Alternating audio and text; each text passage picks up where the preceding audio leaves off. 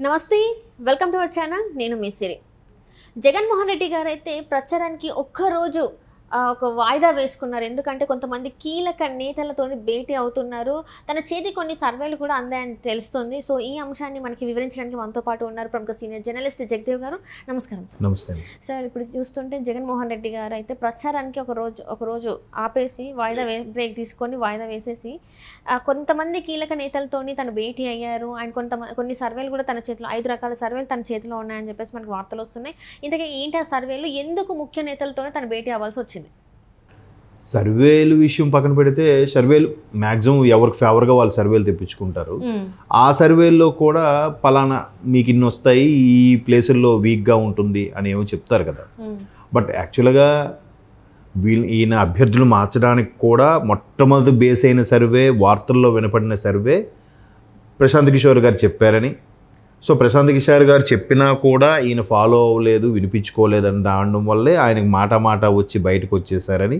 ఆ తర్వాత ఇంపాక్ట్ని బయటకు వచ్చేసి ఇప్పుడు టీడీపీలో చంద్రబాబు గారిని కలిశారు వాళ్ళకు కూడా లోకేష్ గారి ద్వారా వెళ్ళి కలిసి ఇప్పుడు స్ట్రాటజిక్ మేనేజర్గా సలహాలు ఇస్తున్నారన్నట్టు కూడా వార్తలు ఉన్నాయి బట్ ఎక్కడ మరలా ప్రశాంత్ కిషోర్ గారి పేరు వినబడట్లేదు టీడీపీలో కూడా అయితే ప్రశాంత్ కిషోర్ గారు గత ఎన్నికల్లో ఏవి చెప్పారో కోడికత్తి లాంటి సన్నివేశాలు ఏవి చెప్పారేమో తెలియదు కానీ అంటే వార్తల్లోనే చూసాం ఆ చెప్పిన తర్వాత ఆయన ఏం చెప్పారు అభివృద్ధికి కంపల్సరిగా మీరు పెద్దపీట వేయాలి ఎందుకంటే మీ సంక్షేమ పథకాలు అవి ఎక్కువ ఉన్నాయి తర్వాత మీరు కంపల్సరిగా 2 ఏళ్ళకో 3 ఏళ్ళకో రోడ్లు వేయించాలి ఎందుకంటే ప్రతిదీ కూడా రోడ్స్ అండ్ బిల్డింగ్సే R&B లాగే ఆ రెండింటి మీద బేస్ అయ్యే అభివృద్ధి అనేది మనకి చూచాయిగా కనబడుతుంది ట్రాన్స్పోర్ట్ సక్రమంగా ఉండాలి ఎక్కడికైనా సరుకు రవాణా చేయాలన్నా ఎగుమతి చేయాలన్నా దిగుమతి చేయాలన్నా ట్రాన్స్పోర్ట్కి రోడ్డు అవసరం రోడ్డు ఆర్ ఫ్లైటు లేదంటే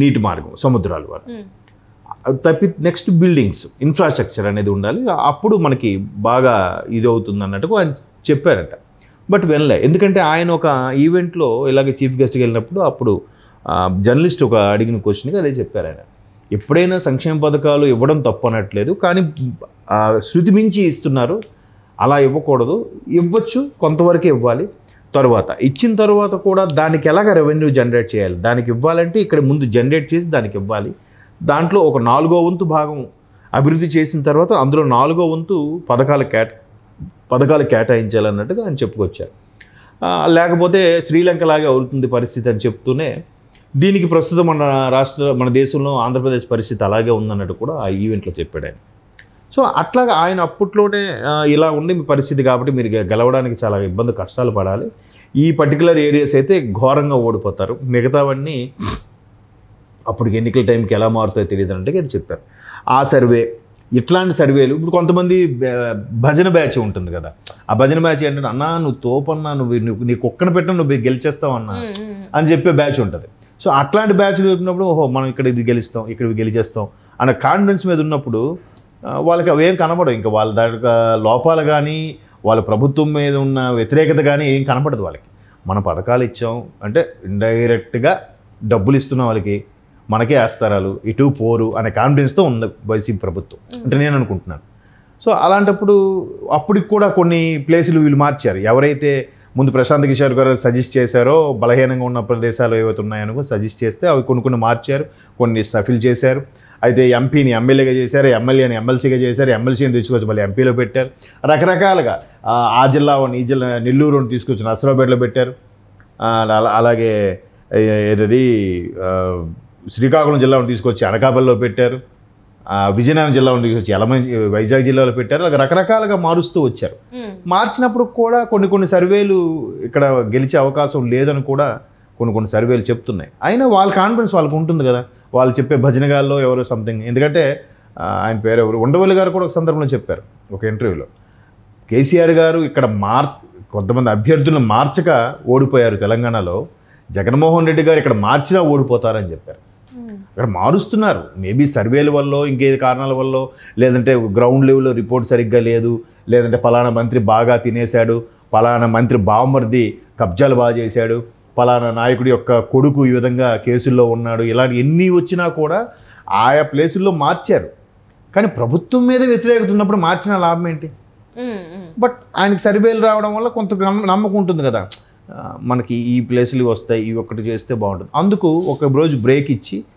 కీలకమైన నాయకుల్ని ఎక్కడెక్కడైతే మెయిన్గా పోతాయి ఇక వైసీపీ రాదు అనుకుంటున్నారో వాళ్ళందరినీ పిలిచి ఒక మీటింగ్లో పెట్టి మాట్లాడుకొని ఎలా వెళ్దాం, ఎలా జనాల్లోకి వెళ్దాం అని చెప్పి మాట్లాడుకొని ఎక్కడైతే ఓడిపోతారని ఆల్రెడీ ఆయన తెప్పించుకున్న సర్వేల్లో సమాచారం ఉందో ఆయా సర్వేలకి వెళ్ళిలోనే మొదట ప్రాధాన్యతగా ఆయన సభలు నిర్వహించి మాట్లాడడానికి సిద్ధమవుతున్నట్టుగా వార్తలు వస్తున్నాయి.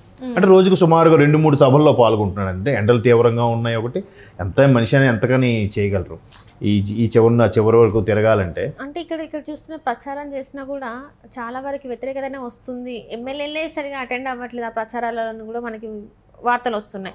అండ్ ఇక్కడ వెనకంజలో ఉన్నాం అంటే ఆబ్వియస్లీ వాళ్ళకి అక్కడ ఓటమి భయం పట్టుకొని వాళ్ళు ప్రచారం కూడా వాళ్ళు అదే అంటున్నాను. ప్రచారం కూడా ప్రచారంలో అంశాలు కూడా ఏంటంటే మన మేనిఫెస్టో బాగుంది, మన మేనిఫెస్టోని కాపీ కొట్టారని చెప్పండి. ఒకవేళ మన మేనిఫెస్టో లాగే వాళ్ళు ఇస్తామన్నా చంద్రబాబు ఏది మాట మీద నిలబడి ఆయన ఎప్పటికీ ఇవ్వడనే చెప్పండి. ఈయన ఇదే డైలాగ్ చెప్తున్నారు కదా ఎక్కడ కూడా. ఎంతసేపు ఇప్పుడు ఆ మేనిఫెస్టో ఏది 3 కూటమికి సంబంధించిన మేనిఫెస్టో. ఆ మేనిఫెస్టో ఎవరైతే యాక్సెప్ట్ చేశారో TDP manifesto, Janasena manifesto, BJP manifesto కలిపే కదా రిలీజ్ చేశారు. అఫ్కోర్స్ టీడీపీలో ఉండే ఎక్కువ అంశాలు పొందుపరిచుండొచ్చు, బీజేపీ జనసేన సలహాలు సూచనలు కూడా తీసుకుని కదా పొందుపరిచారు. కానీ ఇక్కడ జగన్మోహన్ రెడ్డి గారు ఏమంటున్నారంటే మేనిఫెస్టోలో ఇద్దరి అధినేతలది ఉంది, అంటే జనసేన అధినేతది ఉంది, చంద్రబాబు గారిది, ఇద్దరు పవన్ కళ్యాణ్ గారిది, చంద్రబాబు నాయుడు గారిది ఉంది. కూటమి అన్నప్పుడు ఎందుకు మోదీ గారి ఫోటో లేదు అంటే ఈ మేనిఫెస్టోకి మోదీ గారి ఆమోదం లేదు, ఆయన హ్యాపీగా లేరు, సానుకూలంగా లేరు అని చెప్పేసి జగన్మోహన్ రెడ్డి గారు చెప్తున్నారు. సో ఇదంతా ఇది చెప్పిన ఈ మేనిఫెస్టోలో ఉందంటే అబద్ధం అని చెప్పేసి చెప్తున్నారు. మరి ఇది ఎలా చూడాలి? దీన్ని ఎలా చూడాలంటే ఎక్కడైనా మరలా వాళ్ళకి ఎక్కువ సీట్లు వస్తే మోదీ గారిని కాకా పట్టుకొని మళ్ళీ ఎన్డీఏ కూటమిలోకి చేరో, లేదంటే వీళ్ళకున్న కేసులు తప్పించుకోవడానికో వీళ్ళు నెక్స్ట్ స్టేట్లో గవర్నమెంట్ లేకపోతే వీళ్ళ పరిస్థితి ఏంటి? ఒకవేళ గవర్నమెంట్ ఎట్టి పరిస్థితులు రాదు, రాకపోయినా వచ్చినా సెంట్రల్లో ఏ పార్టీతో వీళ్ళు కలుస్తారు చెప్పండి? వైసీపీ వాళ్ళు కాంగ్రెస్తో కలవగలరా? కాంగ్రెస్ నథింగ్ బట్ ఇండియా కూటమి, ఎన్డీఏకి నథింగ్ బట్ బీజేపీ కూటమి, బీజేపీ నథింగ్ బట్ ఎన్డీఏ కూటమి. మరి బీజేపీ ఒక్కటే ఉంది. బీజేపీ చూస్తే ఇక్కడ టీడీపీ జనసేనతో అలయన్స్ అయిపోయింది. ఇప్పుడు ఆయన అర్జున్ సింగ్ ఎవరో వచ్చారు, ఆయన నామినేషన్ మేనిఫెస్టో రిలీజ్ చేస్తున్నప్పుడు ఆయన ఏమైనా పక్కన మన రాష్ట్రం వ్యక్తే, సెంట్రల్ నుంచి వచ్చిన వ్యక్తే కదా, ఆయన పక్కన కూర్చోబెట్టుకుని కదా చంద్రబాబు చదివారు. మళ్ళీ దానికి ఇక్కడ మోదీ గారు ఫోటో లేదంటే ఎక్కడో చిన్న ఆశ, వీళ్ళు ఏమి రాకపోతే మనకు వస్తే మనకు కొద్దిగా ఛాన్స్ చిన్న సంధిస్తే బీజేపీలో దూరిపోదామని. బీజేపీతో కలవడానికి కదా అక్కడికి వెళ్తే అక్కడ వాళ్ళు మొండి చేయి చూపించారని చెప్పి అప్పుడులో వార్తలు కూడా చూసాం. అందుకే ఆయన ఫేస్ కూడా ముఖంలో కలలేదు, అందుకే ఆయన ప్రెస్ మీట్లో కూడా ఏం మాట్లాడలేకపోయారని. టీడీపీ జనసేనతో వెళ్ళాలని బీజేపీ ఎందుకు డిసైడ్ అయింది?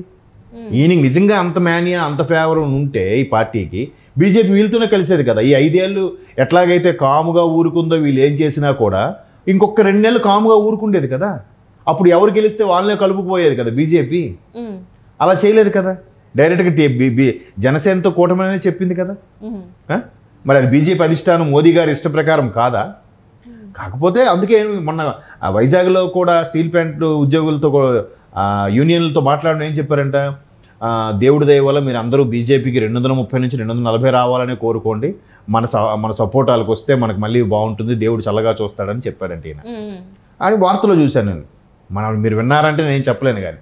మరి దాని అర్థం ఏంటి? ఎక్కడో చిన్న ఆశ ఉందన్నమాట, మనకు సీట్లు వస్తే మెల్లిగా బీజేపీతోనే మోడీ గారికి కాకా పట్టుకొనైనా మనం సర్వైవ్ అయిపోదామని. అంతే కదా. ఒకవేళ గెలిచారనుకోండి, సీఎం రమేష్ గారు కూడా మొన్న అదే అంటున్నారని ఒక ఇంటర్వ్యూలో, ఈయన ఏ పార్టీతో వెళ్తాడని చెప్పనండి. ఏ పార్టీకి ఫేవర్గా లేకపోతే రేపొద్దున రాష్ట్రానికి నిధులు ఎలా వస్తాయి, రాష్ట్రం అభివృద్ధి ఎలా జరుగుతుంది చెప్పండి. కాబట్టి అదొక రకమైన ఏదో ఒకటి. అందుకే మోడీ చంద్రబాబు నాయుడు ఆడు మాట్లాడు నమ్మేదో లేదు, వాడు పెద్ద మాయగాడు మోసగాడు అని చెప్తున్నారు. పవన్ కళ్యాణ్ 3 పెళ్ళిళ్ళు 6 పెళ్ళిళ్ళు చెప్తున్నారు. మోదీ గారి దగ్గరకు వచ్చేసరికి మోదీ గారు ఎందుకు ఆయన విమర్శ? పోనీ కూటమిలో వాళ్ళ ఫోటో వేయలేదండి, అది వాళ్ళ ఇష్టం. మరి మీకు కూటమిలో క్లియర్గా 3 పార్టీలు ఉన్నాయని చెప్పి అనౌన్స్ చేశారు కదా, మరి మీరెందుకు విమర్శించట్లేదు మోదీ గారిని? మోదీ గారిని ఎవరు ఒక్క పల్లెత్తు మాట ఎందుకు అనట్లేదు? ఎందుకు అనలేకపోతున్నారు?